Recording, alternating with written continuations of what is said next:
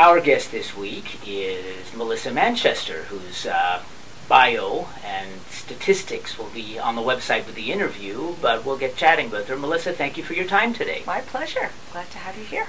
Let's talk about what got you into music. What attracted you to wanting to be in music and performing in the first place? It would have been a shock if I hadn't chosen to be in music. My father was a bassoonist at the Metropolitan Opera. My mother was a singer, and then she became one of the first women designers on 7th Avenue. So my sister and I were raised with music. And when I first heard Ella Fitzgerald sing Gershwin at the ripe old age of 5, the deal was pretty much sealed. I had no idea what she was singing about, but there was something in the tone of her voice, the longing, the purity, that deep resonance that just pulled me, and that was the guiding force of my life. So I was very fortunate to have wonderful adventures growing up in Manhattan. My father would take me to dress rehearsals at the Met Opera. I went to the High School of Performing Arts where I studied acting. I did street theater. I just had wonderful adventures that put me in a circle of creative people, whether I was an usherette at the Vivian Beaumont Theater or parking cars for a theater company. Didn't matter. I just loved adventures, and I just wanted to be around creative people while I was honing my craft. I had the opportunity to become a published poet when I was 15, and I had the great blessing of studying songwriting with Paul Simon when I was 17. And I became a staff writer at Chapel Music not long after that. That's surrounded by music forever. Yes, that's right. Did you have, and at what point did you have a specific dream? What I want to do with my craft is, my dream is to do. Yeah, I when I was about 15, 16, 17, the first wave of the singer-songwriter was appearing, and that spoke to me. I was really touched by the work of Laura Nyro and the Beatles and Sly Stone and James Taylor and Stevie Wonder, who were really shaping American popular song. They were infusing lyrics with more psychology, more poetry, and even making up language. And when I studied with Paul Simon, he said, you know, all of the stories have been told. It's the way you tell your story that's your stamp of authenticity. And so I did all I could to keep working at that craft, and played in all of the coffee houses in New York City and played at all of the college coffee houses in the tri-state area, and really paid very, very hard dues, and kept making demos and submitted them to all of the different record companies that no longer exist, but they were very much in existence then, and got turned down and got turned down and got turned down. It took me about 7 years to finally land a recording deal. So what was the key that got that deal? What clicked? I was very tired the day of that final audition, and I had to do a live audition for the president of the record company, Sweet Larry Utah. It was Bell Records, and Bell Records had been known as a singles label, but they were opening up their sites to create an album component. And I walked in and played on this upright piano that hadn't been tuned in a while for all of the executives that were sitting around, all these guys, and the president. And I played, I don't know how many songs they let me play, one after another, one after another, one after another, and I was really tired, as I said. And finally the president said, "How important is this to you, to have a career?" And I turned to him and I looked him right in the face and I said, "Now listen to me. I'm going to do this with you or without you. Up to you. Nice to meet you." And I left. And he said, "Sheesh." Yeah. And he signed me, and that was the beginning. And that was it immediately. That was it.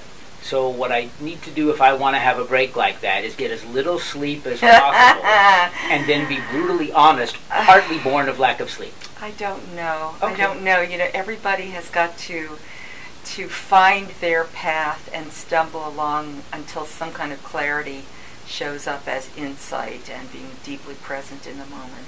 Now, that was your first contract. Would you consider something to have been your first so-called big break?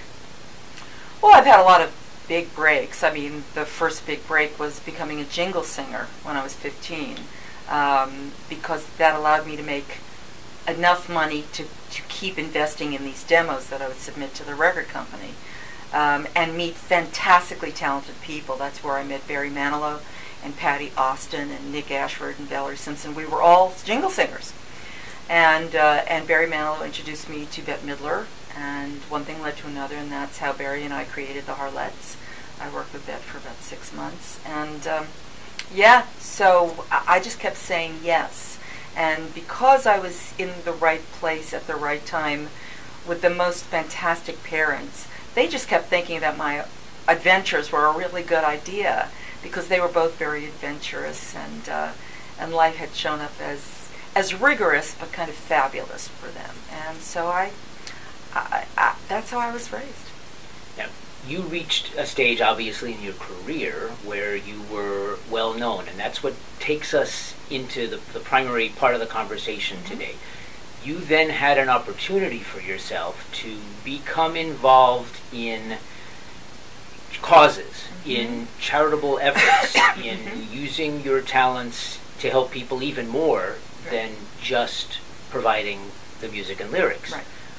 What grabbed you? What was the first of these types of causes that came to your attention that you wanted to be part of helping? Thank you for asking about that. I got very well known in the late 70s.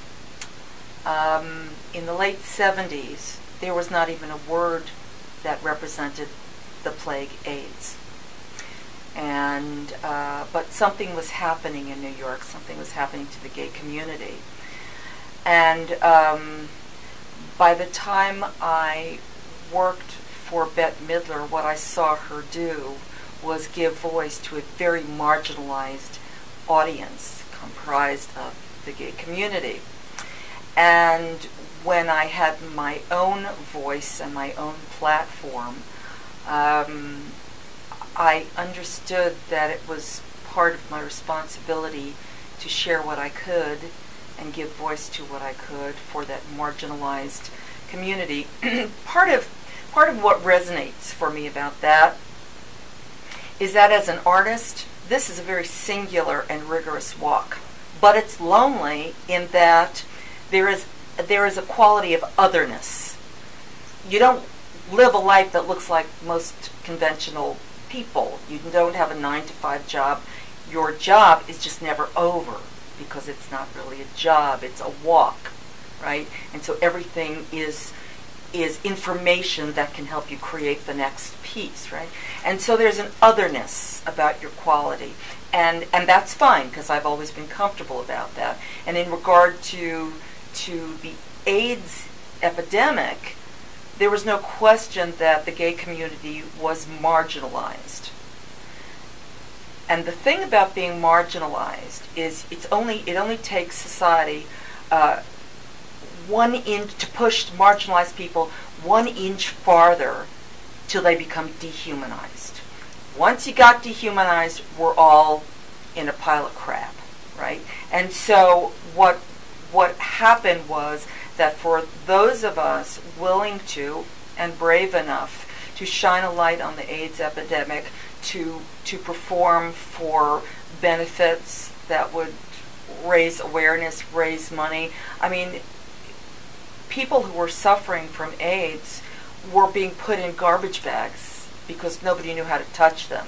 Health officials didn't know what to do with them when they died. They just, it was just hysteria, and that's what it looked like in the very beginning. So it was part of what I did, and many other celebrities did. Certainly Bette Midler did. And there were so many wonderful major benefits out here in California, but I was honored to have been part of the first major AIDS benefit called The Night to Remember, and it was at the Metropolitan Opera on that stage where I'd grown up with my dad. And so that was 1984, and we're still having benefits for it. But that's where it started for me.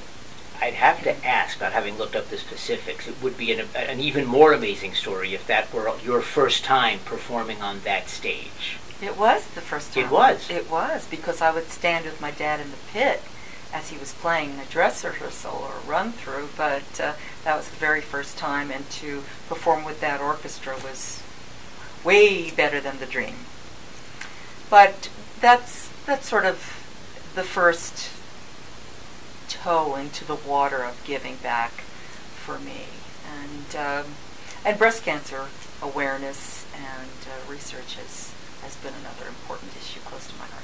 And I want to bring that one up. We've been talking about sitting down to have this conversation for quite a while, but it happens that we're doing it during the month that our Rotary Club is doing its awareness campaign, specifically about breast cancer. Purely by coincidence, it worked out that way. It did. What connected you, and what efforts have you been part of? My dearest friend, Harriet Wasserman, had a beautiful daughter, Nancy Colton, and she had breast cancer, and a husband and 3 boys. And the first year that she made the Revlon walk, she wrote this letter to thank all of us who were going to sponsor her, or walk with her, or both. And there was a picture of Nancy and my friend Harriet and her husband Ted, all precious extended family to me. And I had left the letter that Nancy wrote on my piano for a while. I just left it there, and I would walk past it when I would go in and out of my studio. And one day I was looking at that letter that had been there for a while, and I started to notice that the words on the page were starting to swirl. And I've had that happen to me before, and when words start to swirl on a page, I know that something behind it is trying to come through. And for me, it's a song. And so I sat and I looked at that photograph, and I looked at the words on that letter, and I just kept letting the words swirl. And I thought about that pink ribbon. That pink ribbon that has come to galvanize so many millions and millions around the world, not just the women affected, but the families and the grandmas and grandpas and the children, and the power of that little piece of satin and that little safety pin that holds it together in that pink breast cancer symbol. And it came to me, the power of ribbons. I love the juxtaposition of the word power and the softness and vulnerability almost of ribbons. And so I wrote this song called The Power of Ribbons. And I ended up producing it as a single and singing it at the beginning of 2 Revlon walks for breast cancer awareness. And it is the only song of mine that's downloadable on iTunes and Amazon, and the royalties go directly to breast cancer research. And that has kept you connected. It's interesting that you're now talking about back to back. I mean, AIDS has a ribbon.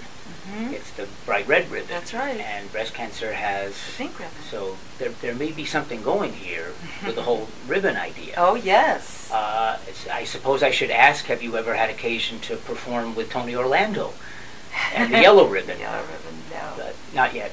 What other causes have caught your eye? Do people come to you as a known quantity and say to you, this is a cause that we'd like to interest you in because we think that you're adding your voice to it would help? Oh, sure. I have sung benefits for very interesting causes that I hadn't known about until somebody had brought it to my attention. I have sung for anything from Israeli bonds to Catholic universities that do great outreach programs. Gosh, it's just, and I'm grateful that I can be of service to all of these wonderful and interesting causes. I had the great opportunity to be part of a tribute to my dear friend Rupert Holmes, whose oldest son has autism. And he lives in the Anderson House in upstate New York, which is a fantastic place. And I sang there to pay tribute to Rupert and to be part of that extraordinary evening just last year. So you just never know where you can be of service, and I'm honored to have that ability. What about a cause? I'm sure that what mostly would come to you would be a personal connection, because so far everything you've described has been very personal in your connection to the cause. What you were seeing in all the places you performed in New York at the time, and a friend with breast cancer. What do you need to see in a cause to want to help, or it almost sounds like if it's a friend, if it's someone you already believe in. Well, that, to have a friend that may be deeply connected to the cause simply gives a deepened sense of connection. Be that as it may, if a cause resonates with me at all, then I'm there. If it's the Children's Defense Fund, or the Anti-Defamation League, these are of such value to me that I'm delighted to be asked. So that's all. That's all. Getting back a little bit to the general stuff, just for a little bit of whimsical fun. Okay. Not counting the Metropolitan Opera, because that would be cheating. Okay. What is your favorite performance venue that you have had the chance to perform in? Oh my. Well, gosh. Well, there are several, but of the grand places, you can't beat Carnegie Hall or Radio City Music Hall. You really just can't. But I had a spectacular time out here at the Amundsen several years ago when I played in Sweeney Todd. It was the 25th anniversary of that masterpiece, and it was done through the Reprise theater program. And I played Beggar Woman, and Mr. Sondheim came out for that, and it was so thrilling. Christine Baranski played Mrs. Lovett, and Kelsey Grammer played Sweeney, and it was so unbelievable. And it could have been running to this day.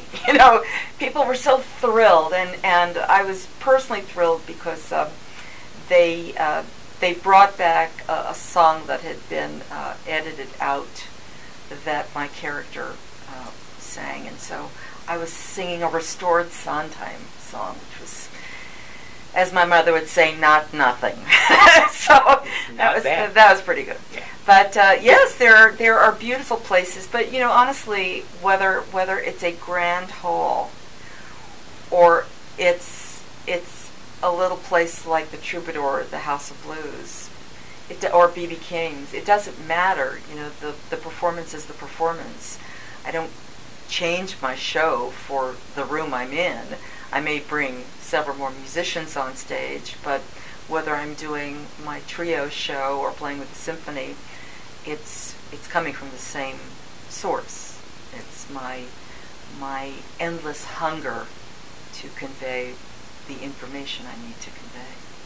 Let's go a little bit Rotary International on you.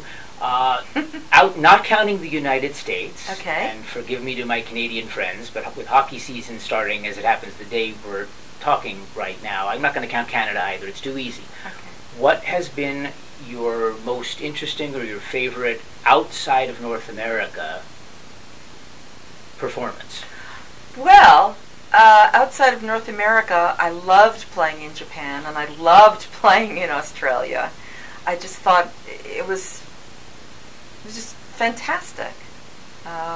Disclaimer, our treasurer, Yoko Matsui, is sitting over my shoulder behind the camera. You're not saying that just to butter her up. No, but I'm thrilled that she's excited. Good. But no, it's true. The Japanese audiences have been wonderful.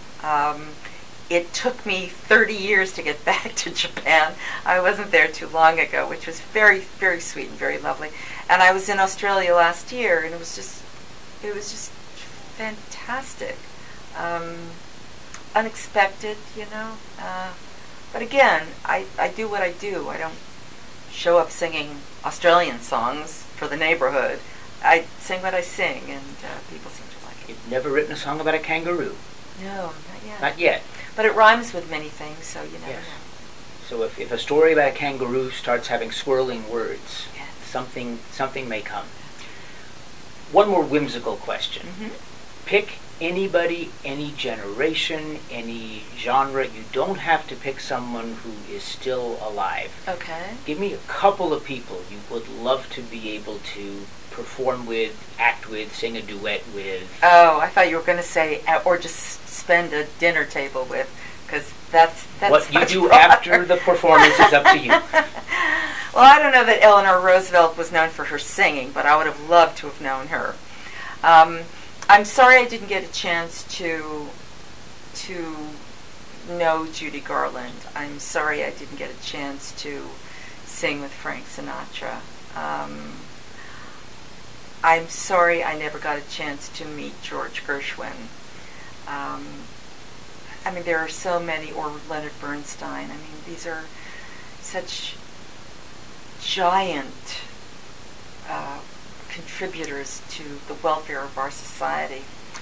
So, but there's a long list, and it would be a great table to be at if I could. It would be a great performance. It would, yes. Well, I've been very blessed. I've just finished recording my 20th album called You Gotta Love the Life, and it's coming out in February. And this was an extraordinary adventure. It was suggested to me that I try doing this as an independent artist through crowdfunding from my students. I teach at USC at the Thornton School of Music, and when they said, you should do this is what we do, and I said, great, what is it? And so one of my students became my project manager, and he walked my tour manager and I through what this is, and we held a campaign, and we got enough funds to do it, and we recorded it down at Citrus College, which is a spectacular community college where I'm artist in residence, and they have a studio to rival Columbia, and I wrote most of the songs with wonderful collaborators, and I did some covers that I've been doing on the stage for quite a while, because for me the stage is my place of work. Literally, I try things out there. And we had some guest artists that were so unbelievable. Stevie Wonder showed up, Al Jarreau showed up, Dionne Warwick, Dave Koz, the late Joe Sample. It was amazing. It was amazing. And so I have, of late, been doing some swell duets with people. Really, really choice. Just not Eleanor Roosevelt. Just not Eleanor. Nobody's perfect. Last thing before we have to wrap up. Yes. Pretend for a moment, and on a maturity level you'll be able to do this, but pretend for a moment that I'm 15 years old. Okay. And that I have a feel for poetry and a feel for music, but I'm 15. I'm just sort of thinking about what I want to do. What message would you give that person about following that passion?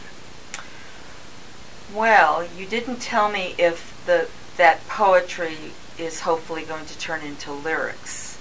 If that was the truth, then I would say your poetry out loud and start to be very mindful of the tonality of each word.